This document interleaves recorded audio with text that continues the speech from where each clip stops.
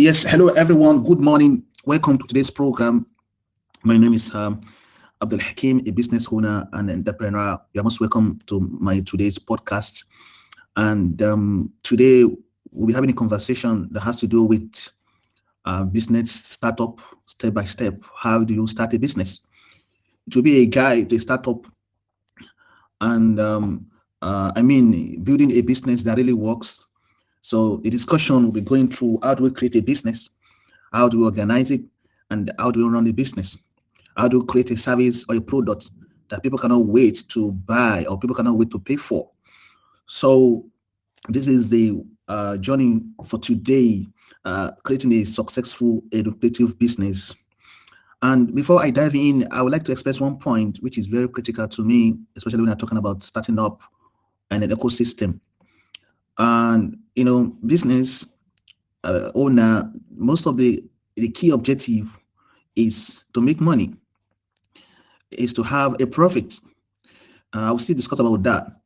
But when I look at all those extraordinary branding company that are doing well into this market, one factor I figured out in all of them is they are obsessed with quality product. They are obsessed with what quality product. Let's think about the branding names like Rolls-Royce, like company like Apple, Tesla, talking about like a company like Ferrari, Rolex, Samsung, all these companies, all these giant companies. The major factor for their success is they're able to produce a product that is better than a competitor. So starting a company, you first of all focus more on quality of your product, quality of your service. Quality should be your first priority, because business is a competitive game. Business is a competitive sport. One of my mentors usually told me, said, Abdul Hakim, if you know you want to become a businessman, then you have to be very good in competing, because if you cannot compete, then don't bother to come to the market. Because there's no business you open today, somebody will have been doing it before. So for you to lead in that market, it means you have to be very, very good at what you do. So going back to the point, to the topic of discussion today is how do we now start a successful business? How do we start a business that can give ROI? What is the first step? And I've made mention of it before now, that in business we just have to keep mentioning money. Yes, because it's a business, so it's related to money. And in this discussion, I'm going to exclude businesses that has to do with hobby or foundation or charity businesses that doesn't make money. No, we want to look at a business that you can venture in and definitely that can give you money. And then also, you can make money in three different ways. Yes, let me mention this before I start with the first step. You can make money in three different ways. Number one is you can make money from ideas. Yes. If the question to come, can a very good idea generate money? Then the answer is yes. In fact, a very good idea can eventually lead to a potential successful business. But sometimes I used to have a lot of reservation for ideas. When my friends, my colleagues talk about ideas, I used to have some reservation for ideas, because ideas has to do it's related to execution. How do you execute the ideas? Are you executing in a very smart way? Because it's very, very important. Then the market demand also. You have a very good idea in the wrong market, then how do you survive? I've tried a lot of ideas since 2009, and I can see the results. So if the question is, can a very good idea generate income? Yes, the answer is yes. Number two is solving problem. You can also make money by solving problem. It can indeed be a very lucrative venture by solving problems in the community. Many business owner, many successful business have built their success on identifying the pain in the community and providing the solution.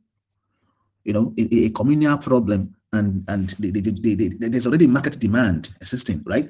So they just create a value to solve that market demand, and they're already in money. I can remember in 2016, in South Australia, when they have a community crisis of electricity due to a very high level of storms. And we all know Australia is not a tiny country, even when you check it from the world map. From the map of the world, you know Australia is very big. So then they were in crisis of electricity disruptions in South Australia. And what happened was the vice president of Tesla twisted that his company is ready to solve the problem. They are ready to build enough technology battery energy backup to solve the problem for electricity in 100 days. In 100 days. And his boss, Mr. Elon, twisted also to follow the point. So it was then, it created a lot of attention on Twitter, where some people are saying, is it going to be a good deal? Can it even achieve it in 100 days? Is it really a good business? And it was a successful project. It was completed within the time frame, within 100 days. And within just three tweeting messages, Tesla was able to make around $40,000, if I'm not mistaken. So what I'm just trying to address here is, if you're looking for money, just look for your problem and provide solution. Then you're in money. It's very simple. It's as simple as that. If you're able to discover there's a problem, then you're able to provide a solution to that problem, then definitely you are in money. Then the third point is, people have money. So does people have money? If that is the question, the answer is yes. All the monies are not owned by the central bank. It's in people's accounts. So if you can talk to people to give you money, they can give you money because they have money. So now let me move straight to the first point on how to start a business from scratch. Step one. Step one is starting from the thought, creative thinking, starting from your ideas. Some people call it idealization, or conceptualization. It's starting from your ideas, brainstorming. It's like this. You write down 10 ideas. Then streamline them to 3, and then pick one. Normally, when I have a business discussion with people, I normally tell them is 10-3-1 rules. I form it to be 10-3-1 rules. Don't just generate one idea and go to the market. It's wrong. Force yourself to have at least 10 good ideas, then streamline them to 3, and then pick one. And then before you pick one, you have to make sure that idea align with your interests and align with your skills. It will be idea plus your interest plus skill. Now, for that skill, I don't usually stress that because skill is learnable. And if you don't have the skill, you can normally get someone with that skill. But the most important thing is the interest. Some people call it passion. So I cannot over stress that. Very, very important, because you are the driver of that business. So you need to have enough passion for that business. Now, I can remember the quote of Jack Ma, that is the CEO of Alibaba. He usually say in his words that he usually have like almost 100 ideas per day, but he will jot them down, he will keep them, and just focus more on just one idea. So don't do idea shopping because you have this idea. You just have to go to the market and implement it. No, if you have a existing idea you're working on, keep working on that idea and just keep other ideas and just keep them and keep working on one ideas that you have been working for. So first step is get 10 ideas. Force yourself to have 10, streamline them to 3, and then pick one. But make sure that it's aligned to your interests and to your passion. So because when you have a good passion for a business, it gives you good feelings, and from feelings you can have a good action and give you a result. Step 2, or it's not step 2, let me say 1.1 is you need to figure out what problem is this idea solving, right? What problem is the idea solving, and what is the gap in the market you plan to run this business?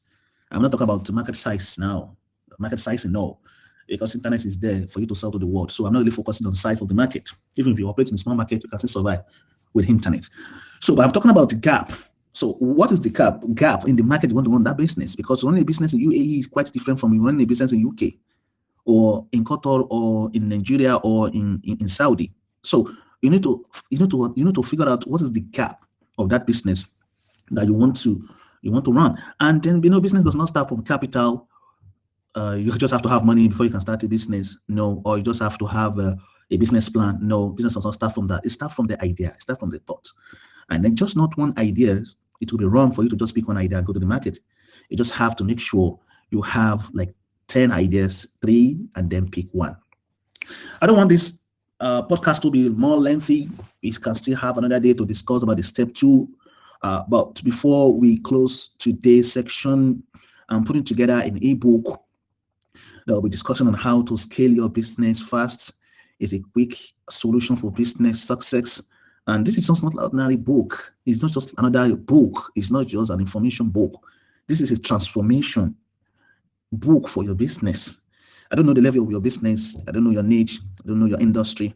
But I'm quite sure that you need this book. I'm 100% sure you need this book. It's just straightforward from listening to action and then to result, because success is a process and you have to take action before you can get to that result. So just listen to it, take action, and then just get your results.